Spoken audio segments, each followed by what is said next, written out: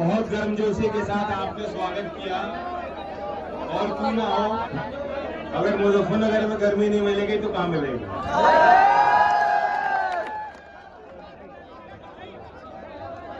आज इस देश के लिए बहुत गौरव का दिन है। आज हमारे देश के लिए हम सब त्योहार मनाते हैं, सब आपस में मिलके, गले मिलके, मिठाई बना के, पकवान बनवाकर, मोहल्ले में, घर परिवार के साथ। लेकिन आज का दिन इस देश के लिए, इस देश के भविष्य के लिए, शोषित गरीब वंचित समाज के लिए, किसान मजदूर के लिए सबसे बड़ा त्योहार है। क्यों? आज संविधान दिवस है। हमें और आपको आज कल्पना करनी चाहिए, आजादी तो हमें 1947 में मिली और आप लोगों ने अपनी हड्डियों को गलाकर, बड़ी कुर्बानी करके हमें वो तकदीर हमारी खोली और इस देश को आजाद किया। लेकिन उसके बाद भी संविधान के लिए हमें इंतजार करना पड़ा। संविधान सभा ने 2 साल बहुत गहरा अध्ययन हुआ और बाबा भीमराव अंबेडकर जी की विजन, संविधान सभा की उन चर्चाओं को आप पढ़ेंगे। और आज विद्वान लोग बैठे हैं यहाँ, मैं आपको निमंत्रण देता हूँ। 8000 पन्ने लग जाएंगे संविधान सभा की अगर चर्चा लिखी जाए। किसी ने गिनती करी है, 30 लाख से ज्यादा शब्द हैं। सारे विचार खुल के चर्चा हुई संविधान सभा में कि देश का स्वरूप कैसा हो, एक प्रगतिशील समाज का निर्माण कैसे हो, इस सामंतवाद का सामना करने के लिए एक समतावादी समाज का निर्माण कैसे हो। और तब जाके हमें अपना संविधान मिला। अगर ये संविधान नहीं होता तो आज हम लोगों के पास कोई आजादी नहीं होती, हमारे पास कोई अधिकार नहीं होते, हमारा और आपका कोई अस्तित्व नहीं। और इसलिए ये तारीख मनानी चाहिए।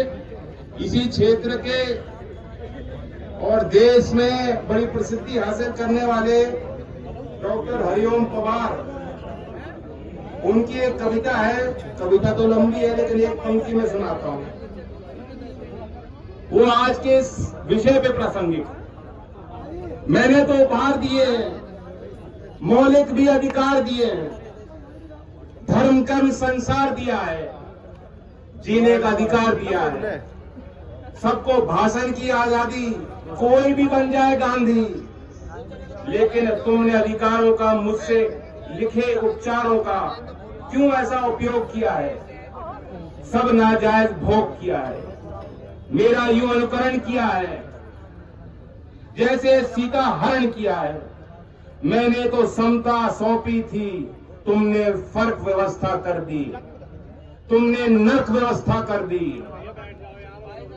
हर मंजिल फैली कर डाली, गंगा भी मैली कर डाली। शांति व्यवस्था हास्य हो गई, विस्फोटों का भाष्य हो गई। आज अहिंसा बनवासी है, कायरता के घर दासी है। न्याय व्यवस्था भी रोती है, गुंडों के घर में सोती है।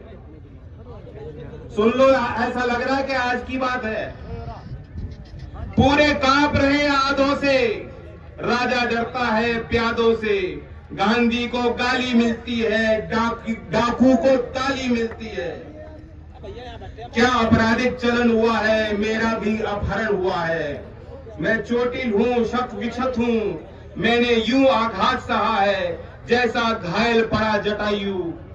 हारा थका करा रहा है, जिंदा हूँ या मरा पड़ा हूँ, अपनी नब्ज टटोल रहा हूँ। मैं भारत का संविधान हूँ, लाल किले से बोल रहा हूँ।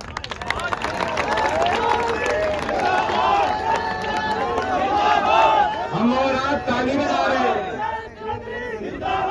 लेकिन ये कठोर कड़वा सत्य है और ये आज का सत्य है, आज की शासन प्रणाली का सत्य है। ये पोल खुल गई है, तरह तरह के वादे करके, बड़े लुभाने वाली बात करके आप लोगों की वोट इन्होंने बटोरी और वादे इतने अच्छे किए थे हर वर्ग को समझाने के लिए। अमित शाह जी आए, इस विधानसभा की बात बता रहा हूं, कह गए थे कि किसानों के घर 5 साल बिजली का बिल नहीं आएगा। बिजली का बिल आ रहा है, नहीं आ रहा? मीटर लग रहे हैं, कैसे दोगे बिल? भुगतान हुआ था 14 दिन में।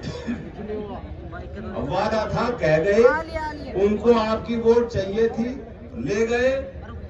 इन्होंने करोड़ों रोजगार देने की बात कही थी, कहां करोड़ से धड़ाम करके गिरे हैं। और अब प्रधानमंत्री रोजगार मेला करते हैं जिसमें 71,000 लोगों को, जिनकी नौकरी 1.5 साल पहले लग चुकी थी, उनको बुला करके एक चिट्ठी पकड़ा रहे हैं।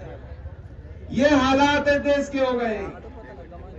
गरीब के हौसलों को ये लोग नहीं समझ पाए, गरीब के इरादों को ये नहीं समझ पाए, गरीब के सपनों को ये नहीं समझ पाए।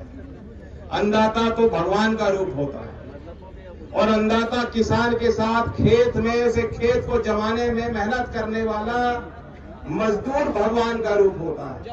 ईंट पे ईंट लगाकर घर का निर्माण करने वाला श्रमिक भगवान का रूप होता है। अपने हाथ से और कारखाने में कपड़ा बनाने वाला बुनकर भगवान का रूप होता है। आज इस भरी सभा में पूछता हूं, क्या किसान और मजदूर और बुनकर जो भगवान का रूप है, ये अपने आप को धार्मिक बताते हैं? क्या ये लोग आपको मानते हैं? इन्होंने आपका सम्मान रखा? अभी हमारे आदरणीय मंजूर साहब ने बात बताई इलाज वाली, पहली बार सुनी, सब लोग हंसे। लेकिन यही बात हो रही है कि इलाज कर दे। इलाज किसका करना चाहिए? जो मन में नफरत पालता है। जो नफरत पालने वाले का तो ब्लड प्रेशर भी, पारा भी ऊपर चढ़ा होता है, वो कभी मुस्कुरा नहीं सकता। उसके अंदर क्रोध होता है, क्रोध। वो ज्वालामुखी कब फट जाए, किस पे फट जाए, किसी को मालूम नहीं। लेकिन हमारे लोग धैर्य वाले हैं, हमारे लोग मुस्कुराने वाले हैं, हमारे लोग हिम्मत वाले हैं। खेती तबाह हो जाती है, दाम मिलता नहीं मंडी पे, फिर जो है अपने आप को समेट के परिवार को हिम्मत के साथ फिर दोबारा जुटता है उसी काम कि कल नया सवेरा है। ऐसा हौसला होता है किसान का, ऐसा मादा होता है किसान का। और इसलिए 13 महीने किसी ने पूछा नहीं। सरकार ने जंजीर सड़क पे बिछा दी, पानी की बौछार, लाठी, गाली गलौज, जो कुछ भी सरकार के बस में था उन्होंने आपके आगे रोड़े तैयार करके बनाए। लेकिन वो आपका जज्बा था, आपका हौसला था। आप रुके नहीं, आप थके नहीं, आप हारे नहीं। और आज वो लोग जो कहते हैं कि चौधरी अजीत सिंह हमने हराए, तुम्हारे आगे कोई किसान कभी हारा और ना चौधरी अजीत सिंह जी हारे। वो तो जीत के चले गए कि उन्होंने भाईचारा हमारा बना दिया। चौधरी अजीत सिंह, चौधरी अजीत सिंह, चौधरी अजीत सिंह, चौधरी चरण सिंह। समय बताएगा कैसे आपत्तिजनक बोलने वालों का आप लोग 5 तारीख में क्या करोगे, ये समय बताएगा। आज आपने बड़ा आशीर्वाद दिया और आपने मंच की तरफ एक तस्वीर जो हमने बनाई है उसकी तरफ गौर किया होगा। ये सिर्फ वोट हासिल करने के लिए या जीत अपनी पक्की करने के लिए हमने गठबंधन नहीं किया है। ये एक उभरते भारत की नई तस्वीर और नए लीडरशिप की तस्वीर है। एक नया सामाजिक समीकरण है जिसके बल पर खतौली से चलकर दिल्ली का समीकरण हम बिगाड़ देंगे। जो लोग दमनकारी नीति अपना रहे हैं और वहां से लेके फिर अगली बार उत्तर प्रदेश की गद्दी को बिठाने वाला यही समीकरण है जो तीनों पार्टी का समीकरण हमने बनाया। और चंद्रशेखर जी को बताया कि जन्मदिन है। चंद्रशेखर जी, मैं इनकी तरफ से वादा कर रहा हूं, कर दूं वादा? किसान का कलाकंद बहुत फेमस है कि नहीं? तो इन्हें तोहफे में वोट देना और जीत जब 8 तारीख को खुलेगी उसके बाद मैं इन्हें तिसंग का कलाकंद खिलाऊंगा।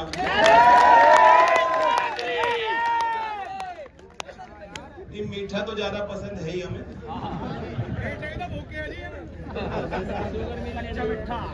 डबल शक्कर डालो आप चाय में भी। मुझे तो पता नहीं, प्रधानमंत्री जी कहते हैं चाय, मैं नहीं मानता कि कभी उन्होंने चाय बेची हो। गरम पकौड़े जरूर बेचे उन्होंने। और हमने ये जो समीकरण बनाया है ना, सबका साथ, सबको साथ जोड़ के सम्मान के साथ, ये समझो कि डबल शक्कर डाल दी। पिछली बार तो कमी थी कुछ, जैसा कि कह रहे थे हमारे वक्ता मदन भैया कि पिछली बार कुछ कसर रह गई थी, लेकिन अब जब चंद्रशेखर जी साथ खड़े हो गए तो मैं मानता हूं कि डबल शक्कर गिर गई।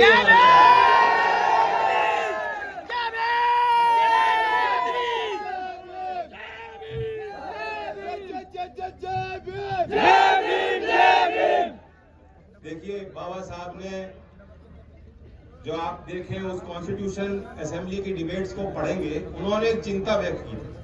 उन्होंने कहा था कि अब जब संविधान हमें मिल गया, राजनीतिक बराबरी हमारी निश्चित हो गई, लेकिन सामाजिक और आर्थिक तौर पर हम बराबर नहीं हैं। आज भी आप गैर बराबरी देखते हो। इनका बस चले तो ये देश अदानी और अंबानी जैसे बड़े लोगों का कारखाना बन जाएगा पूरा देश, और आप सब उनके बंधुआ मजदूर बन जाओगे। ये बराबरी नहीं चाहते, ये आपकी गुलामी चाहते हैं।